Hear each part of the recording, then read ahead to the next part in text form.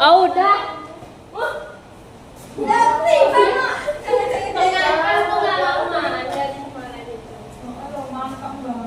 Assalamualaikum warahmatullahi wabarakatuh. Kepada yang terhormat Ibu dosen Anisatul Zetolida selaku pengampu mata kuliah genetika serta teman-teman semua yang semoga selalu bahagia.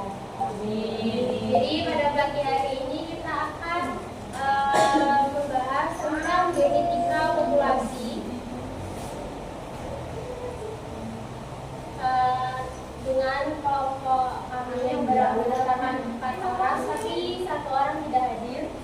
Ada saya sendiri, Putri Kazan, ada juga saya bernama Nusrafiani dan juga Tasya Danika. Untuk materi yang pertama akan dijelaskan oleh saya, itu tentang pengertian dari genetika populasi. Jadi genetika populasi ini berasal dari 2 kata, yaitu genetika dan juga populasi. Genetika artinya apa teman-teman? Ilmu yang mempelajari tentang pewarisan sifat. Terus kata yang kedua itu populasi. Yang populasi itu apa? Kumpulan dari beberapa suku komunitas individu sejenis yang berada dalam daerah tertentu. Terus ketika digabungkan menjadi suatu ilmu biologi yang mempelajari tentang prinsip-prinsip pewarisan sifat dari sifat pada populasi. Nah, dari genetika populasi ini itu terdapat populasi Mendeleev yang artinya sekelompok individu satu spesies yang bereproduksi secara seksual, hidup di tempat tertentu pada saat yang sama, dan di antara mereka terjadi perkawinan sehingga masing-masing akan memberikan suatu kontribusi genetik ke dalam kelainan gen atau genepool. Nah, pengertian dari genepool itu sendiri adalah sekumpulan informasi genetik yang dibawa oleh individu di dalam populasi. Jadi genetika populasi ini ya populasi Mendeleev ini, yaitu yang tadi bereproduksi seksual, terus hidup di tempat tertentu, terus terjadi perkawinan secara acak.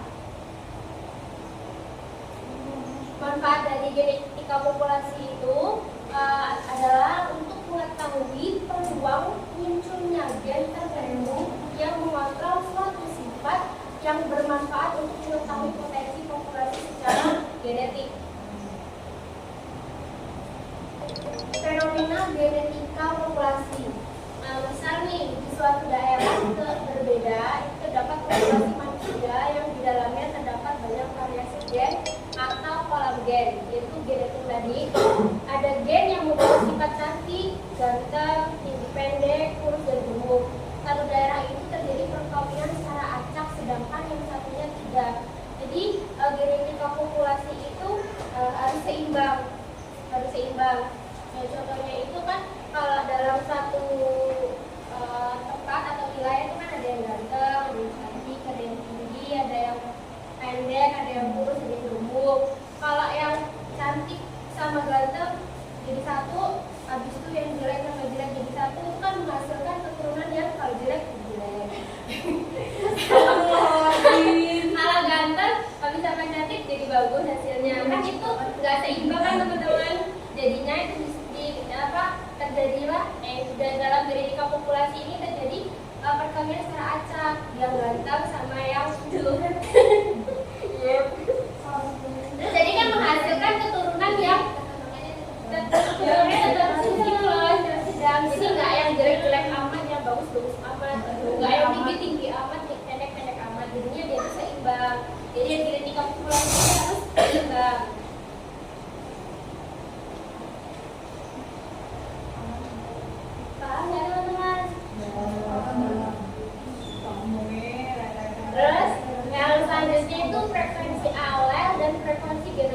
dalam populasi. Jadi suatu populasi itu dikatakan seimbang jika suatu frekuensi gen dan frekuensi genotipnya berada dalam keadaan tetap di setiap generasinya. Ya, yang tadi itu harus seimbang. Yang cantik sama yang jelek, yang ganteng sama yang jelek, nanti dia akan menghasilkan keturunan yang seimbang. Terus frekuensi sendiri adalah perbandingan banyaknya individu dengan jumlah seluruh individu. Nah, frekuensi terdapat dua frekuensi dalam genetika populasi. Ada dua, ada frekuensi genotip sama frekuensi alel. Nah, frekuensi genotip itu adalah proporsi individu dalam suatu populasi yang memiliki kombinasi alel tertentu pada lokus gen tertentu. Kalau frekuensi alel itu, frekuensi gen atau alel itu adalah proporsi variasi gen dalam suatu populasi. Nah, materi selanjutnya akan disampaikan oleh Sila Tirani.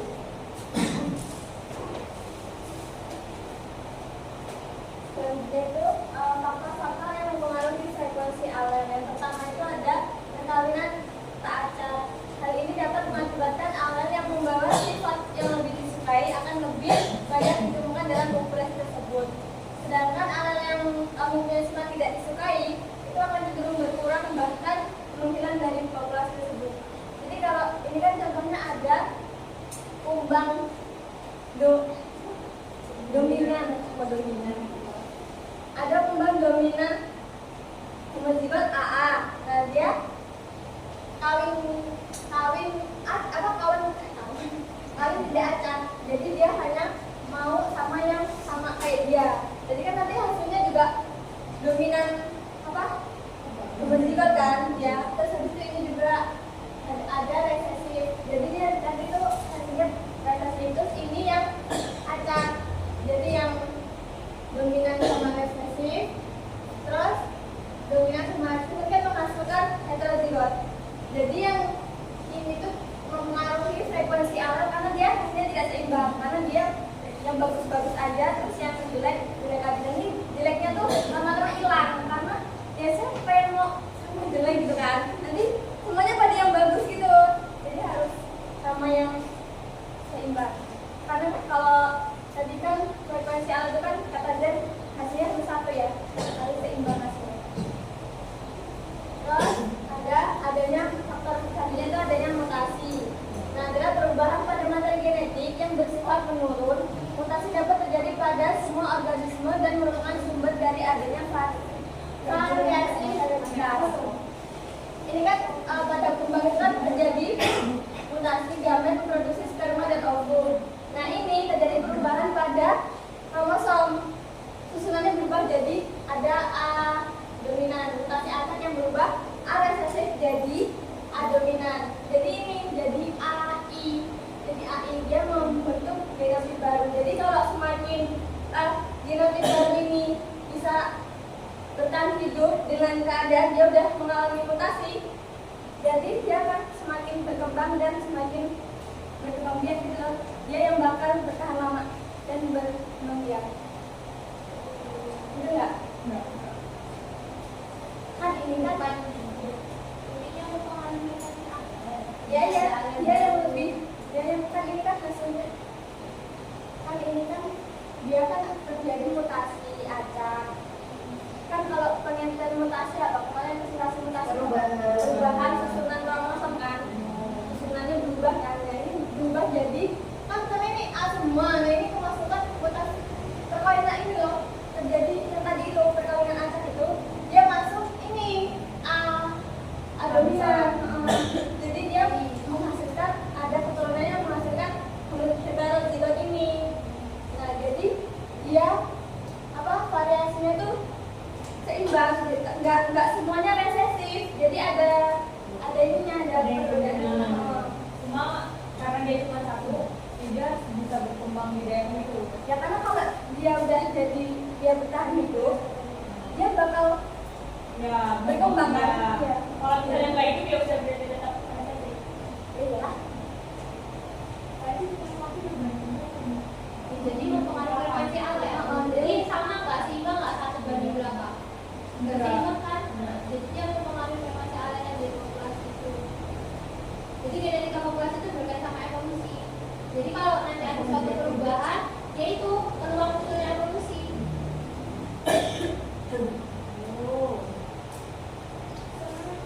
Selanjutnya itu ada migrasi, merupakan perbedaan individu yang meninggalkan populasi.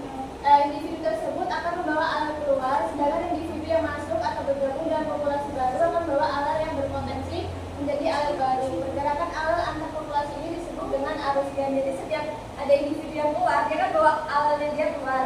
Pasti kan ada yang individu baru masuk, terus dia kan bawa individunya dia baru juga kan masuk, bawa alatnya dia.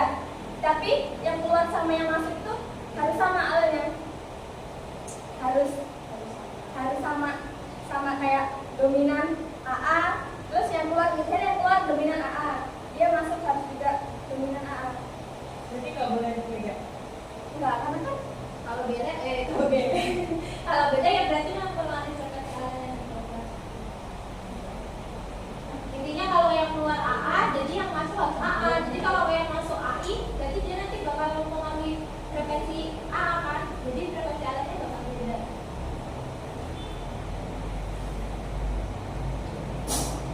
Terus ada rekombinasi dan seleksi, yaitu bagian penting dalam evolusi yang dimana rekombinasi gen dapat berlangsung melalui perkawinan, sehingga reproduksi seksual merupakan faktor penting yang mempengaruhi proses evolusi. Pengertian rekombinasi kan proses genetik di mana alel dari orang tua itu kan diturunkan kepada keturunannya dalam selama pembentukan gamet pada meiosis satu. Meiosis fase 1. Fungsinya itu ini untuk meningkatkan variasi genetik pada suatu populasi. Jadi semakin variasi genetik yang tinggi, jadi variasi genetik yang lebih tinggi memberikan populasi lebih banyak materi, betul nggak? Untuk bertahan hidup dari seleksi alam.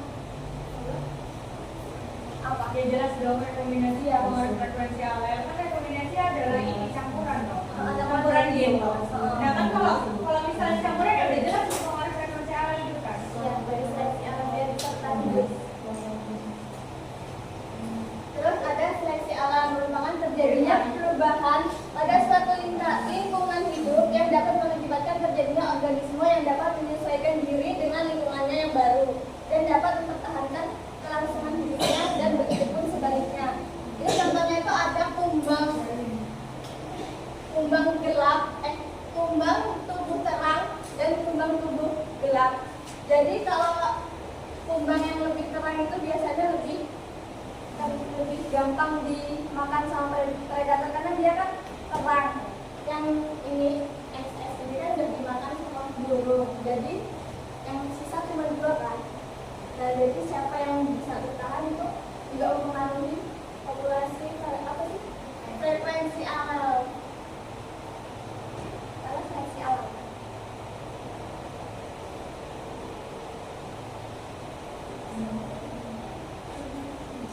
Selanjutnya itu ada rumus perhitungan frekuensi genotip yang ini keterangannya ya, apa namanya, FAA itu dilambangkan dengan A dominan itu namanya genotip dominan homozigot. Terus kalau AI itu genotip heterozigot, II frekuensi genotip resesif homozigot. Jadi kalau yang ini kan kelihatan ya ini keterangannya. Jadi kalau N ini nanti jumlah semua dari individu ini dibagi sejumlah semua individu ini. Nah, terus rumusnya itu berdasarkan frekuensi gen itu tadi berdasarkan frekuensi gen, yaitu ada PAA sama dengan T2. Nanti soalnya ngambil soal ya. Terus habis itu nanti ada PAI sama dengan 2 PI. Terus ada PII sama dengan I kuadrat. Terus itu jajaran genotip yang diperoleh dari perhitungan tersebut yaitu pi kuadrat banding 2P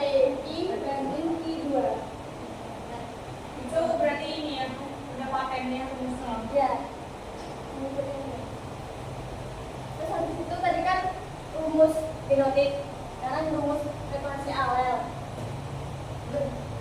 P sama dengan S itu frekuensi. A kalau tadi kan AA. Ya ada 2. Kali ini satu aja. A sama dengan 2NAA plus NAI dibagi seluruh jumlah individu. 2 kali seluruh jumlah individu. Oh, betul, dikali 2. Terus habis itu yang Q itu frekuensi I sama dengan 2NII ditambah NAI dibagi 2 jumlah individu. Berarti itu sebelum menghitung ini kita harus menghitung genotip yang tadi itu kan? Yang tadi. Karena itu ada 2 NAAI-nya itu. Enggak. Kan itu Kalau kita jumlah mau genotip dominan heterozigot. Kita hitung awal dulu. Tergantung nanti soalnya nanya apa nih? Tapi di situ ada 2 NAA, 2 NI itu ada keterangannya jumlah genotip dominan heterozigot. Berarti kalau misalnya nih, kalau misalnya kita menghitung PI ini, berarti kita harus buat mengetahui 2 NAA atau 2 NI itu pakai rumus yang tadi genotip tadi itu kan? N itu kan NAA, jumlah dari NAA itu jumlah dari ini loh individu yang genotipnya AA. Tergantung soalnya bukan dari genotipnya tadi, tapi nanti Kita soalnya apa kan? ini habis ini. Maksudnya habis ini langsung soal masih ada rumus lagi. Ada dasar di soal saya berkaitan.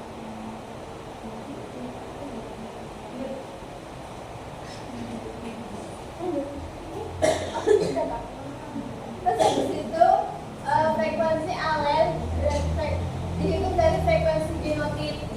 Lanjutan dari tadi itu P sama dengan frekuensi A sama dengan frekuensi AA dominan plus setengah kali V Setengah frekuensi heterozigot.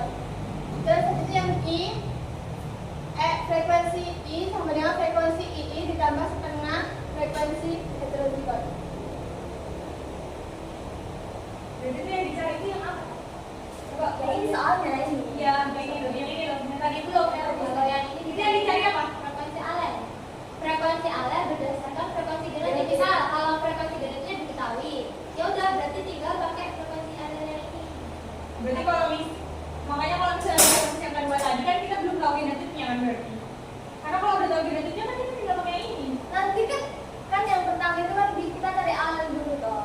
Nanti ketemu dia genotipnya. Hasil genotipnya itu ada. Iya.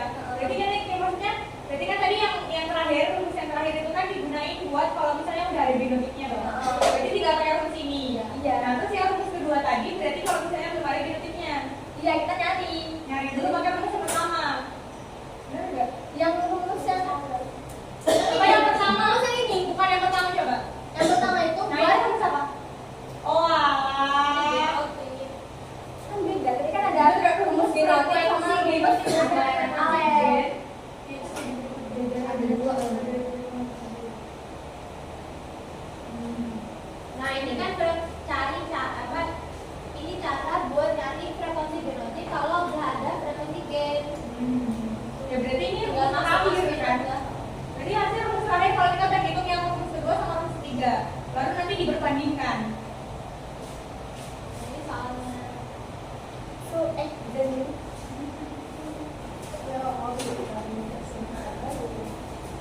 nah tadi kan kita udah belajar tentang rumus-rumus frekuensi genotip dan alel. Sekarang kita masuk ke dalam soalnya. Ini contoh soalnya itu suatu populasi sapi shorthorn sebanyak 1.500 ekor. Itu sapi potong atau sapi daging. Terus populasi kan sapi yang menghasilkan daging. Kan ada khusus buat ini untuk yang menghasilkan daging. Sapi potong. Populasi tersebut terdiri dari 600 ekor sapi berwarna merah yang dikontrol oleh genotip Rara. Terus ada 800 ekor sapi berwarna roan yang dikontrol oleh genotip Kari. Dan 100 ekor sapi berwarna putih yang dikontrol dengan genotip Kiri.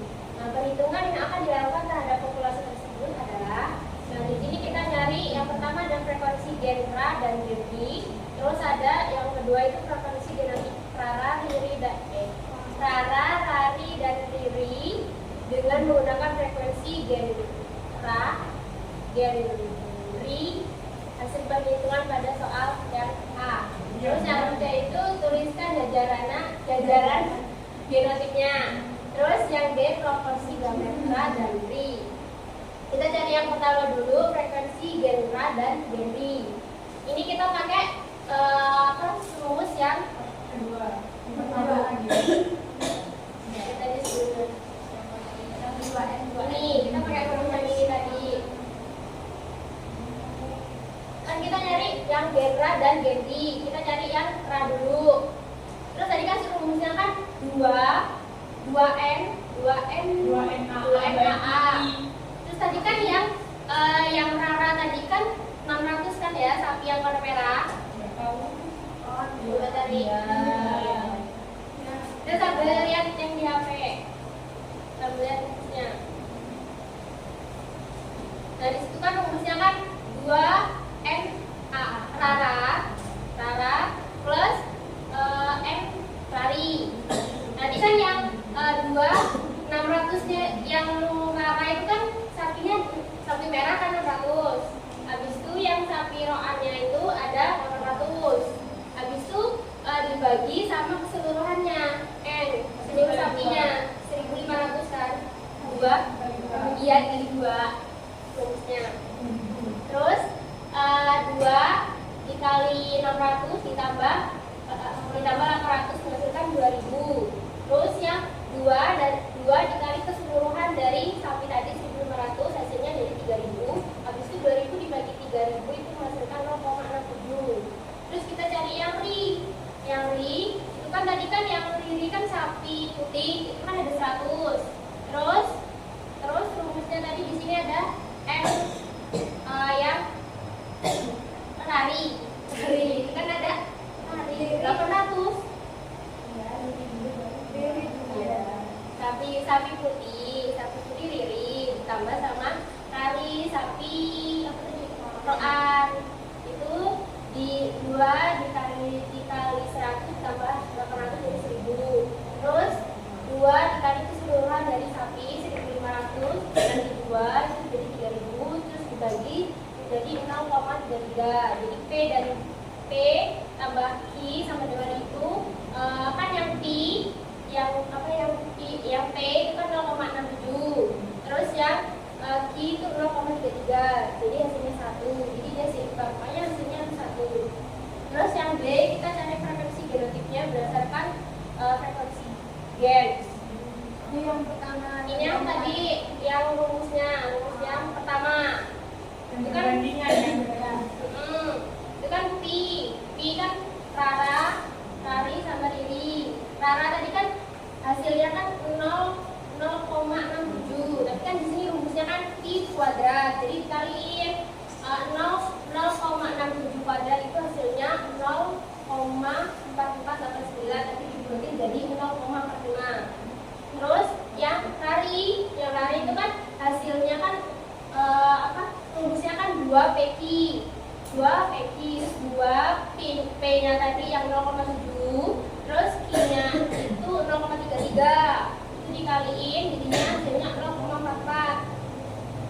Terus yang kiri itu rumusnya kan Q2. Jadi Q kuadrat adalah Q kuadrat 0,33 kan yang Q. Habis itu dia di kuadratin 0,33 kuadrat hasilnya 0,11. Terus kita cari yang C, jajaran genotipnya. Nah ini tinggal banding-bandingnya tadi. Rara tadi ini tuh sebutannya jajaran genotip kalau kayak gitu. Kan tadi Rara itu kan hasilnya 0,4 yang sebelumnya ini tadi yang hasil dari yang B. Terus Rari kan hasilnya 0,44. Terus yang ini hasilnya 0,11. Jadi dia tinggal nyatuin aja dari hasil yang soal B tadi. Terus yang D kita mencari proporsi gametra dan ri. Gametra ini apa rumusnya yang ya yang terakhir, rumus yang terakhir di kursi tadi. Rumus yang terakhir tadi dari proporsi gametra dan ri. Ini tinggal masukin juga. Terus tadi kan yang rara ini kan rumusnya kan setengah sama rara ditambah setengah dari Rari. Nah, tadi kan Rara kan hasilnya 0,4. Ini atasnya 0,4. Habis itu setengah, terus Rarinya 0,44. Jadi 0,4 ditambah setengah dikali 0,44. Hasilnya itu 0,67. Terus yang P, geometri itu juga sama. Jadi yang P kan kiri, ini kan 0,11. Dimasukin 0,11 ditambah rumusnya tadi kan ada setengahnya.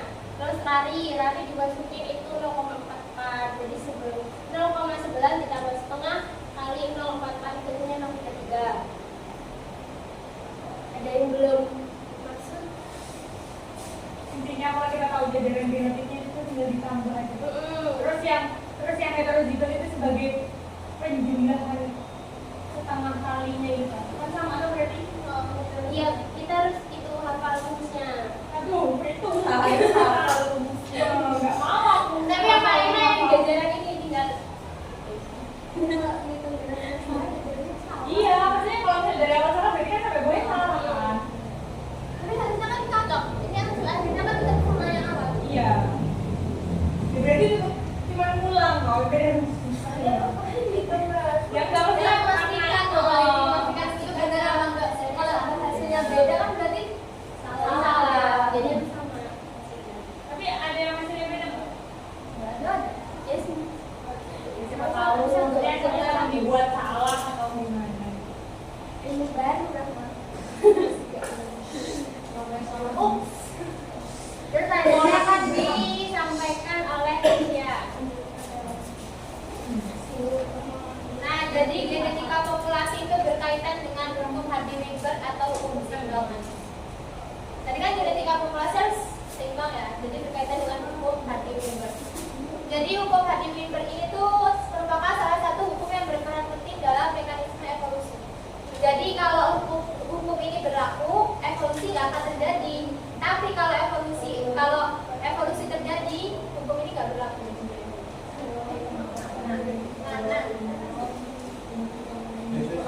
Nah, jadi hukum itu ditemukan oleh Weinberg yang merupakan seorang fisikawan dan G.H. Hardy yang merupakan seorang matematikawan. Jadi penemunya ahli fisika sama matematika, jadi dia rumus hitung-hitungan. Nah, ini ditemukan pada tahun 1908. Dia ahli yang berasal dari Inggris. Jadi nama hukumnya itu diambil dari nama beliau apa? Jadi intinya kalau hukum Hardy-Weinberg itu menyatakan sama frekuensi alel atau gen dalam suatu populasi itu harus stabil, harus seimbang, harus konstan. Dia dalam keadaan keseimbangan dalam generasi ke generasi. Jadi dia tetap konstan terus dari generasi ke generasi. Kalau ada perubahan ya berarti terjadi evolusi. Jadi peluang munculnya evolusi. Jadi kalau hukum ini berlaku di suatu populasi itu tuh nggak bakalan berevolusi. Tapi kalau udah di suatu populasi itu ada evolusi, hukum ini nggak berlaku. Karena keseimbangan antara frekuensi alel dan genetik. Nah, ini ada syaratnya untuk berlakunya suatu hukum Hardy-Weinberg. Yang pertama itu jumlah populasinya besar. Jadi jumlah populasi besar itu memungkinkan terjadinya perkawinan acak. Dan tingkat fertilisasi atau pembuahan serta viabilitasnya itu memiliki daya hidup yang tinggi. Jadi harus populasi yang besar di suatu daerah. Jadi kan variasi gennya pasti banyak kan. Itu kan memungkinkan terjadinya perkawinan acak. Nah, hukum ini bisa berlaku. Kalau juga, oh iya. Kan juga. Iya. Populasi besar. Yang perubahannya berarti mutasi, kalau ada mutasi berarti apa enggak evolusi gitu. Lanjut. Nah, perkawinannya harus acak. Kan tadi syarat berlakunya perkawinannya harus acak. Jadi nggak boleh yang bagus ada, yang jelek ada. Jadi harus seimbang antara yang bagus sama yang jelek. Jadi memperbaiki keturunan. Jadi kalau misalnya diibaratkan sama manusia kan, misal kita ada jeleknya, pasti kan keturunan kita pengennya keturunan kita ada bagusnya kan. Berarti cari pasangannya apa? Cari pasangan yang bagus kan. Bisa kita pesek. Ya.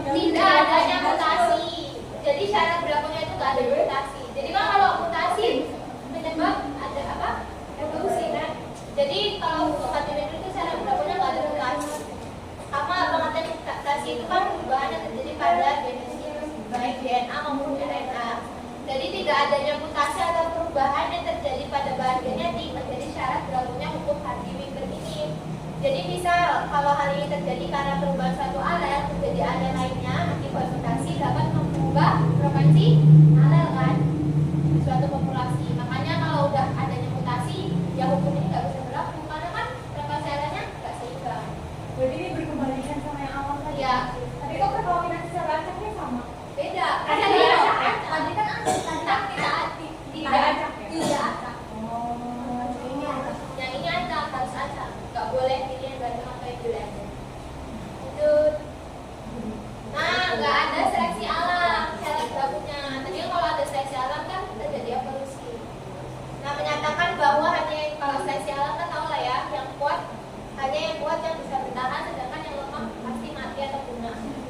Jadi dalam hukum Hardy-Weinberg itu hanya berlaku jika tidak adanya seleksi alam. Jadi misal potensi keberlangsungan hidup suatu apa namanya hewan atau individu di suatu populasi, maka frekuensi alam dan genetiknya juga akan tetap konstan. Tapi kalau adanya seleksi alam, dia bakalan mempengaruhi frekuensi alel. Lanjut. Nah, tadi kan kalau yang mempengaruhi frekuensi alel adanya migrasi.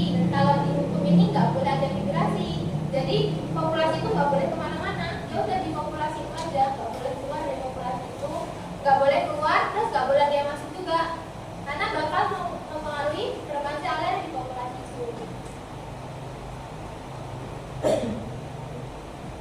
Nah, ini ada rumusnya. Sama. Rumusnya sama. P plus I sama dengan harus satu. Intinya tetap harus satu karena kan seimbang. Sama P itu sama aja gen dominan. Gen, ingat ya kalau gen berarti cuma misal gen A, gen B, gen C. Kalau I itu yang beresistifnya ya gen I, gen B sama gen C, gen C kan. Nah, P kuadrat, ingat ya kalau P kuadrat itu untuk alel yang homozigot dominan. Bisa alel, ingat alel homozigot dominan. Jadi cuma untuk yang AA, BABA, CACA. Terus kalau yang 2PQ untuk yang heterozigot, misal AI, BABI, CACI. Sedangkan kalau yang I kuadrat untuk yang resesif, II, BB, CICI. Ingat rumusnya ini. Soalnya agak susah, tambah berkembang. Yuk, lanjut. Soalnya ada 3, tapi aku kasih contoh 1, yang 2 kalian yang ngerjain. Yang pertama nih ada soal, misal di suatu masyarakat itu jumlah masyarakatnya ada 10.000 orang. Banyak kan berarti jumlah populasi besar kan?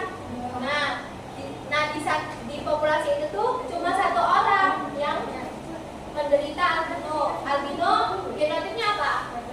Resesif kan, berarti II. Itu cuma 1. Kalau ini mintanya persen. Jadi kalau persen 1 kan 0,01% kan? Nah, yang ditanya persentase. Jadi 0,01% doang. Kan 1 dibagi 1 banding 10.000. Yakin. Ya, 0,01. Nanti ada 0,01%.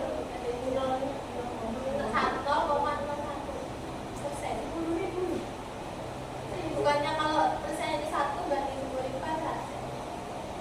Ya nggak sih? 1 kan 1 orang dibandingin sama 10.000. Dibuat persentase bukan sekali 100. Iya benar. Ya kan? Iya. 0,01%. Nah, yang ditanya ini yang membawa atau karier kan AI sama yang 0,01 sama kalau 10.000. Ya kalau 10 berarti berapa persen? Kalau 10 berarti berapa? 0,1. Kalau 10 orang. Iya. Kalau berapa? Jadi kan ini kan kalau 10.000 kan 1 orangnya 0,01. Kalau 10 berapa?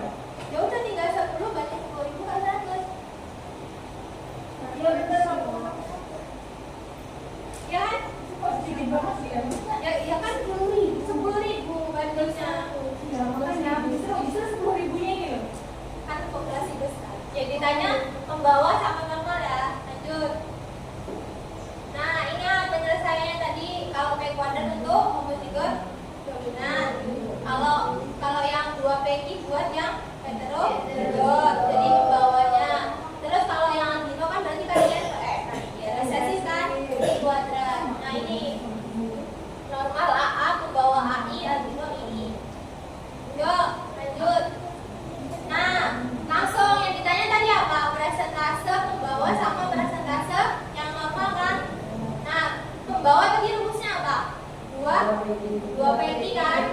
Tadi albino apa? II. Albino tadi rumusnya Q2. Tadi Q-nya kan udah diketahui toh? Satu. Ya udah tinggal tadi satu. Ini untuk cari 1 banding 10.000 sama dengan kan 0,0001. Tapi kan ditanya kuadrat. Kalau matematika kalau kuadrat kan diakalin kan? Jadi Q sama dengan akar 0,0001. Jadi ketemunya 0,01. Ini udah ketemu Q nih. Tapi yang P belum ketemu kan? Tinggal masukin aja ininya. Tadi P tambah Q sama dengan 1. Kalau dibalik, misalnya kita mau cari P-nya. Jadi sama dengan, kalau itu P sama dengan 1 dikurang I, kan dibalik. Matematika, ya kan? Jadi tinggal dimasukin P sama dengan 1 dikurang 0,01. Jadi P-nya 0,9. Jadi belum selesai. Membawakan tadi 2 PQ kan? Tinggal masukin rumusnya aja. 2 PQ sama dengan 2 dikali 0,99 kali 0,01. Ini hasilnya. Tapi kan dimintanya tadi apa? Persen kan? Ya. Persen berarti dikali 100. Hasilnya 1,98%. Nah, yang ininya, yang normalnya tadi normal itu P kuadrat. P udah diketahui belum? Udah kan? P ini loh, P yang ini.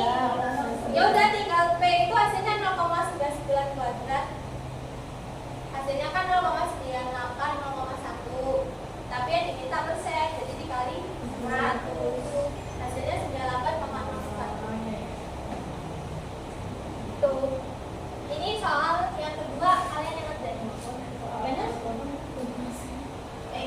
Ada deh.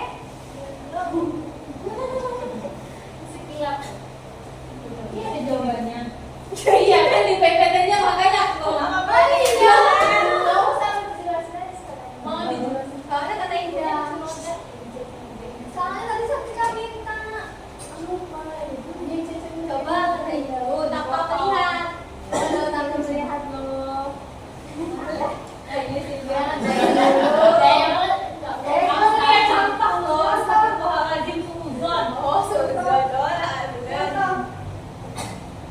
Soalnya itu kata orang Indonesia presentase laki-laki hemofilia itu 4%. Makanya tapi yang ditanya yang perempuan berbawa sama penderita hemofilia.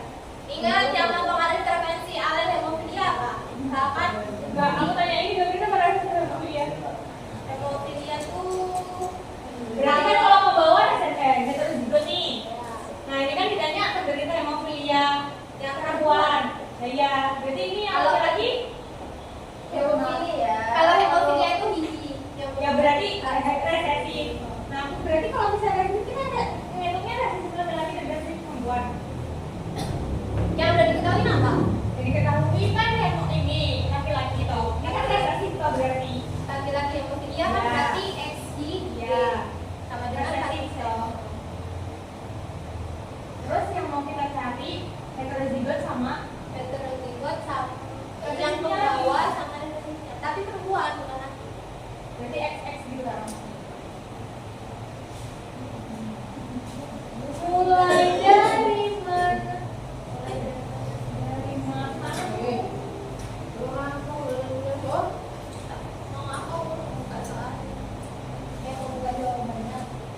Ya berbeda ada. Ya kan aku bilang ada.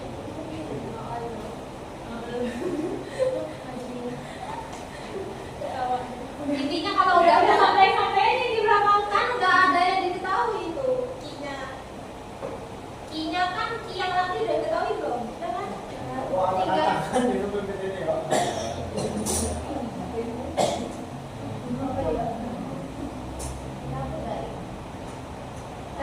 iPhone yang ditanya itu heterozigot sama resesi, tapi yang perempuan bukan yang laki.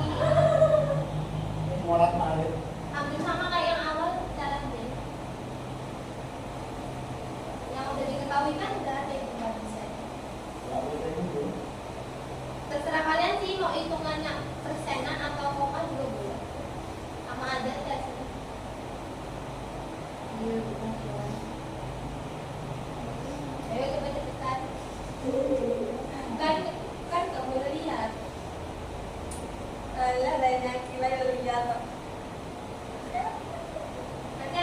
hadiahnya.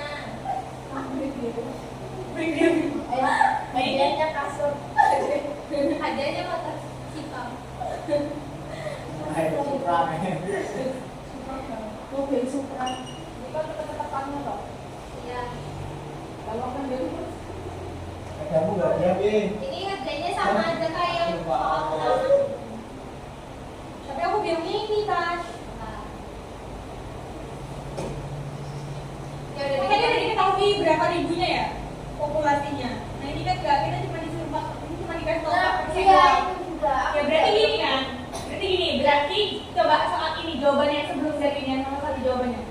Nah, berarti kan nanti kita tinggal ini toh, kan dari 4% itu kan berarti dibagi kalau misalnya 4 per 100 kali 100 itu kan berarti 0,04 toh. Iya. Ya berarti kalau kita langsung ketemu P-nya. P apa enggak? Oh, loh, kan yang mungkin ya. Loh, iya data satu deh. Oke, berarti iya, berarti kan langsung ketemu itu kan. Kita nggak harus yang kayak tadi yang ada. Enggak. Apanya? Akar. Kan tadi kan ada populasi. Berarti hasilnya digampang tadi aku bilang loh, kok juga ada populasinya. Enggak. Kayaknya udah ketemu, ya udah tinggal masukin aja lah. Ayo, bener ya. Ayo. Tinggal nyari Bengong. P. Bengong lanjut Tinggal nyari bengong. P-nya. Tapi yang tinggal nyari yang perempuan ke bawah sama perempuan ke bawahnya. Iya. Kalau pembawa kan genotipnya apa? XH, XY. Berarti dia 2 PI. Ya udah tinggal masukin. Cari dulu P plus I sama dengan satunya. Ayo. Ayo. Ayo. Tapi kamu dapetnya Ini ngerjain satu soal. ini. Masa ada langsung 2 kali ini persentase. ya. Data ada loh. Ini satu ya. Dua PG rumusnya apa? Dua PG. Kalau 2 PI, ya rumusnya itu. Tapi kan harus cari dulu P plus I sama dengan satunya. Kan sama kayak ini tadi. P sama dengan satunya kalian.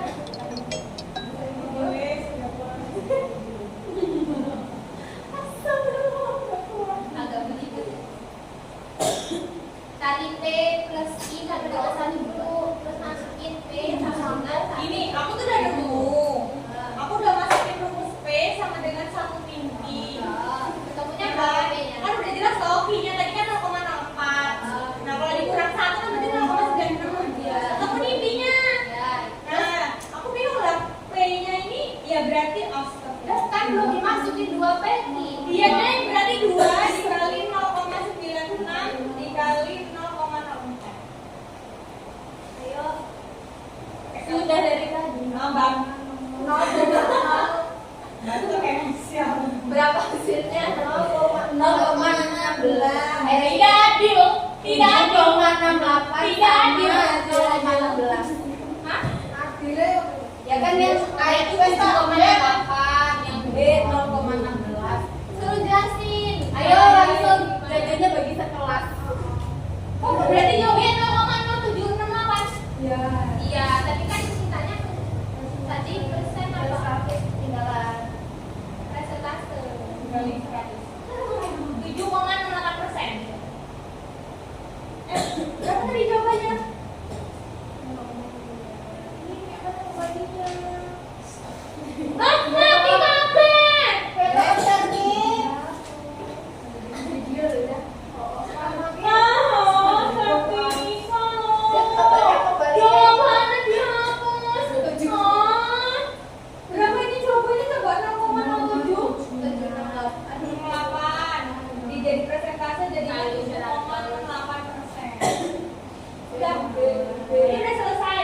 Loh, kan yang perempuan itu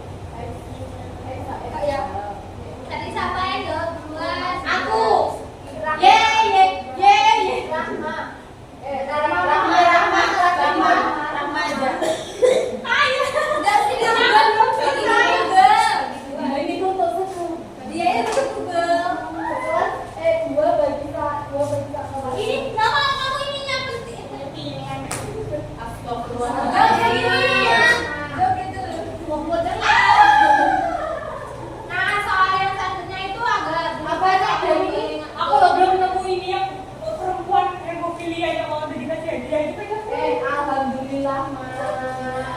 Belum gitu. Kiwatan Matang-matang. Nah ya, tadi jadi hasilnya kalau yang perempuan pembawa itu 7,68%, sedangkan kalau yang hemofilia tinggal masukin di kuadratnya. Tadi kan Q-nya udah ketahui itu 0,04%. Jadi jawabannya. Jadi tapi lama mas 0,04 dikali 0,04. 0,0016. Ya, Kali 100 ya jadinya 0,16%. Iya. Kata saya. Nah, soal selanjutnya itu berkaitan dengan golongan darah. Ini agak ribet. Enggak, tapi aku di sini masih bisa. Aku tuh masih bisa belum mikir gitu. Yang PG itu digunakan buat apa? Dua PG itu buat apa? Kalau tadi kan udah dijelasin kalau P kuadrat buat yang dominan. Yang dominan ini apa? Kalau yang karier itu 2 PQ.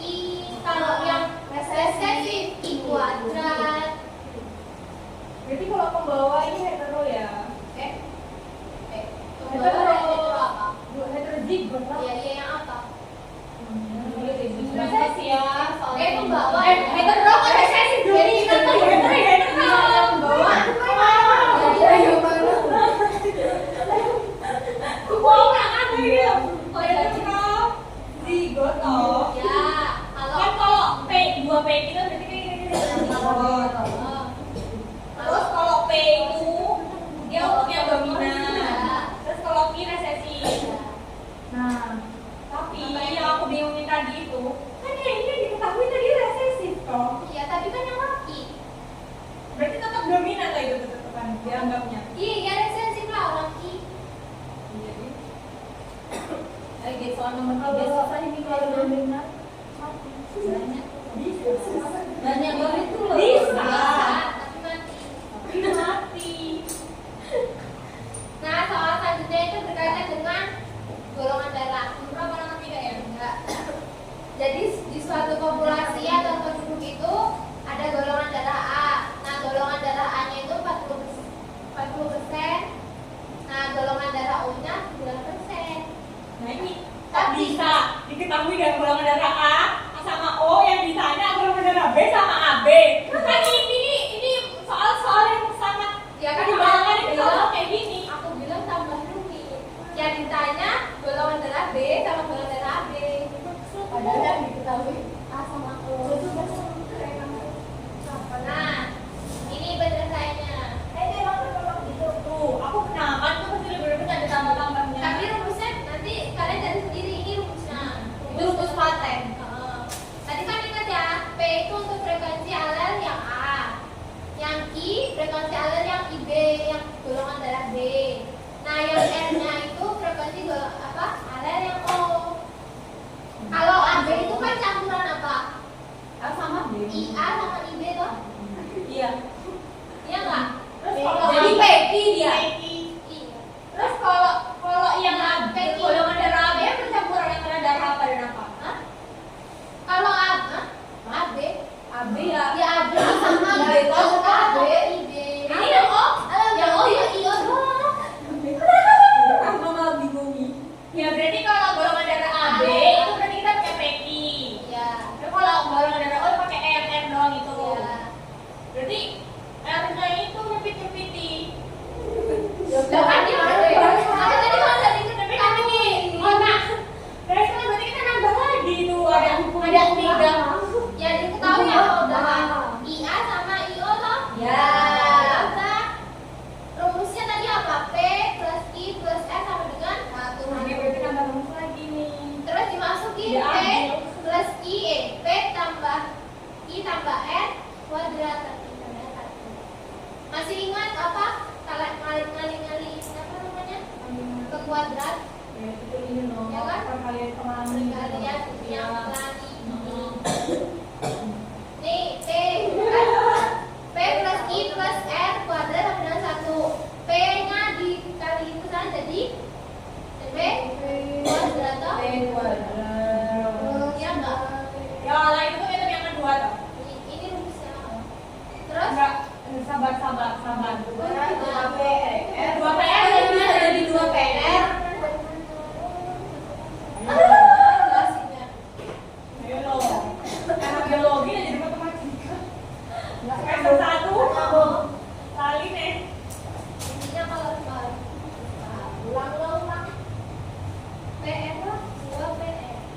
pekerjaan rumahmu lah, saya tinggal. PR pekerjaan rumah. Intinya harus ada. Dibawa kampus. Intinya kalau P kuadrat plus R-nya itu tuh kan resesi. Resesi Nah itu, kita bisa dapat PR sama PP-nya itu dari mana? Apakah Jadi tambahin kita apa? apakah rumus kedua itu sudah dijajarin jadi satu? Berarti kan dalam kurung P tambah Q tambah R sama dengan 1. Habis itu dijajarin lagi P tambah Q tambah R kuadrat sama dengan 1. Jadi itu baru. Jadi kan jelas kalau P kali P di depannya jadi P kuadrat. Nah, PR-nya kan ada 2 tuh. Ada di awal sama di akhir juga ada 2, ada P ada R juga. Jadi makanya dia 2 PR itu. Terus nanti I kuadrat ya terus tapi nanti 2 IR.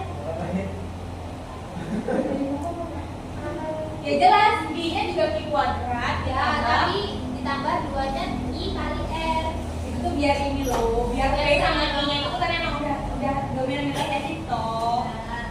Nah, 2 PR-nya itu nambah-nambahin. Terus R kuadrat ya berarti harus 2. Ya benar, itu kan buat heterozigot-nya kan PR itu. Iya. Sama QR juga. Ini kan kalau di P turun lagi itu yang IA plus IA IO. Berarti kan IA berarti untuk yang frekuensi alel yang Dominan. Terus IA IO berarti itu alel IA sama IO. Berarti itu yang 2 PR kok bawahnya bisa IA, IO. Yang ditanya apa? Frekuensi B sama AB. Berarti makanya yang mana? IB, AB. Iya IB sama IB. IA IB sama IB. Yang ini tinggal pakai yang 2 I kuadrat sama yang 2 PI. Ulang belum? ini beda jawabannya belum? Belum. Ini baru bisa kalian kan sedihnya.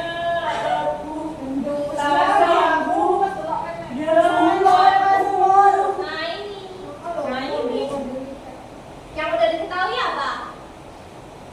Kolonel. Oh, Oke, 40%-nya itu berarti pergi kemana ini? Di sini. 40-nya di ini. Dia 40-nya masuknya P. 40 tadi apa? 40 kan A toh? A tadi apa? P kan? Sebenarnya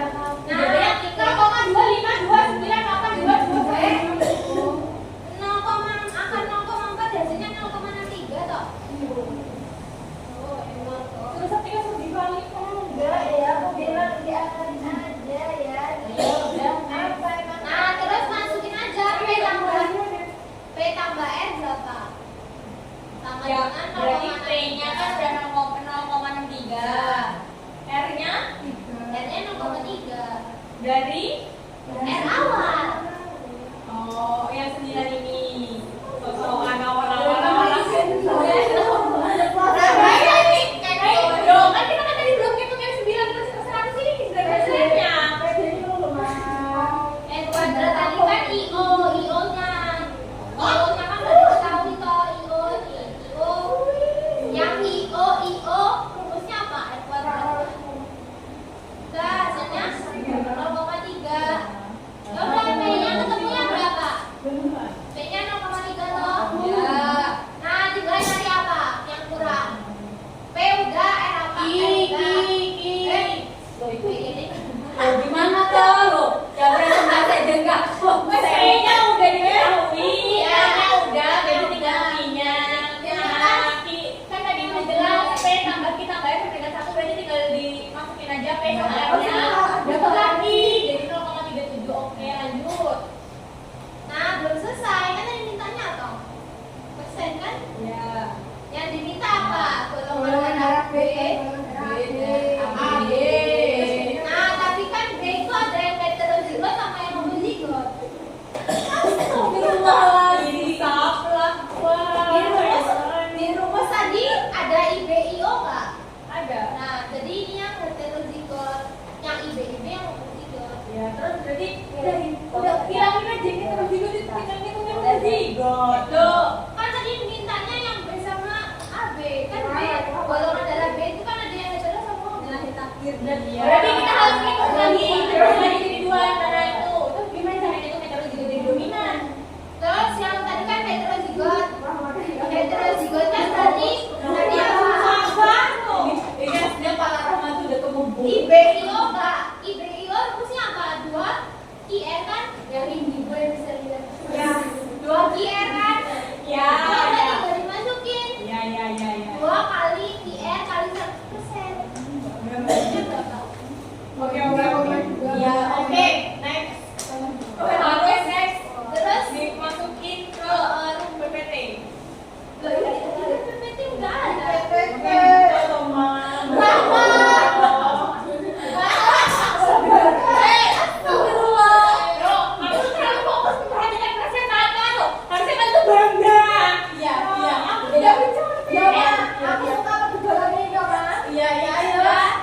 Nah, tinggal IB yang homozigot. Rumusnya apa? I kuadrat toh. Sampai habis. Itu ada Z. Terus 0,3 dari 113,69.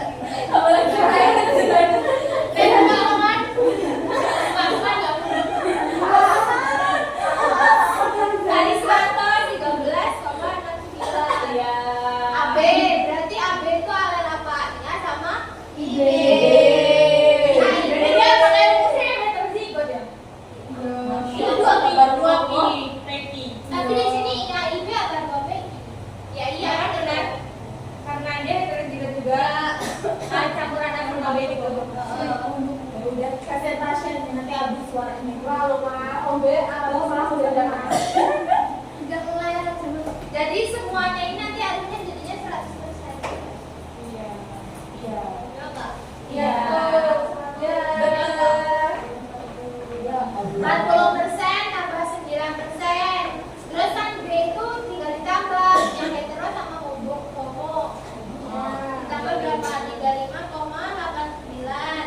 Terus ditambah yang AB itu 24,2 B 100. Hah? Tambah 35,8. Enggak kurang dari 100 kan? Iya. B 35 tambah 24 kok lebih kan? 35,8. Iya, 89 tambah 2 lebih berat. Oh iya.